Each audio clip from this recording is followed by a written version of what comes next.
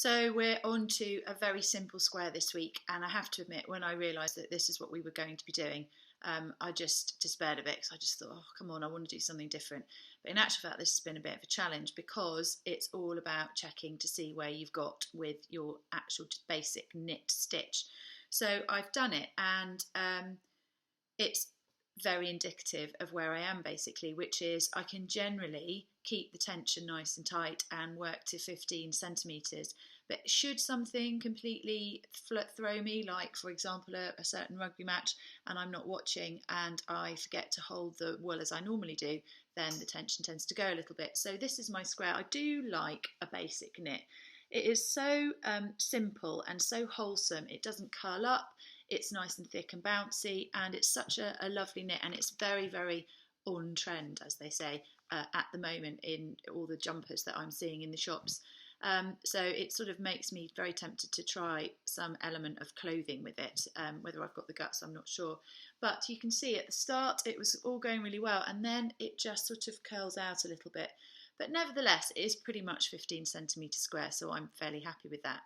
So the other thing I did this week, because I was getting a bit sort of, I've got this basket full of squares and I've never really laid them out since, not for a long time actually.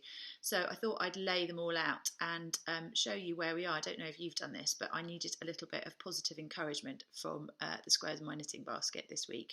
So here we are. Here are all the squares I've done so far.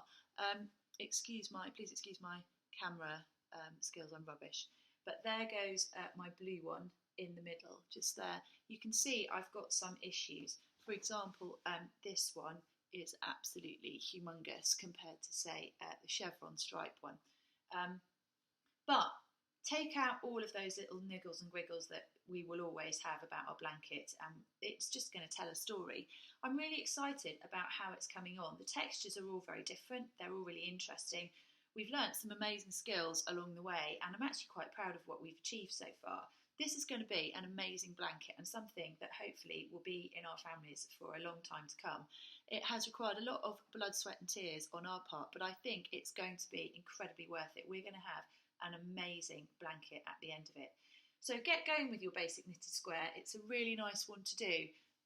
Very, very simple, but it's going to add to the overall look of the blanket quite considerably, I think. It's highlighted to me also that I am actually going to have to redo some of my squares. The pink one at the beginning, I don't know, the eagle-eyed amongst you will realise it's not in that set. It's here, it's massive, it's awful. I might use it as a dishcloth actually. It's pretty rubbish, and just get some more wool and do it again. So good luck, enjoy a basic knit, but make sure you keep within the confines of your tension and the confines of 15 centimetres. You might need to reduce the number of stitches you cast on, because I found that the number stated was a little bit too many. But good luck, I'm sure you'll be fine.